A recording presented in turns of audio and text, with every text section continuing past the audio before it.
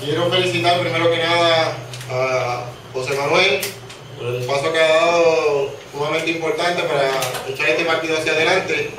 Y no obstante, quiero hacerle la invitación. Este próximo junio 27 se presentará la primaria donde Eduardo Huertas y este servidor van a tomar las riendas de este partido para darle una dirección. Queremos exhortarlos que vayan y participen de esta primaria y que juntos llevemos al partido a un cambio que vaya con fuerza y con unidad. Es lo que le tenemos que dar a entender a todos los populares. Tenemos que ir con fuerza.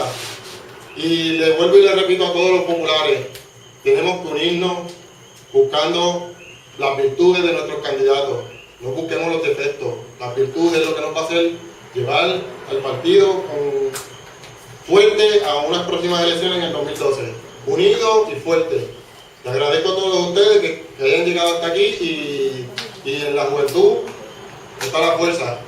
Y ustedes los exhorto a que trabajen y continúen trabajando por nuestro partido.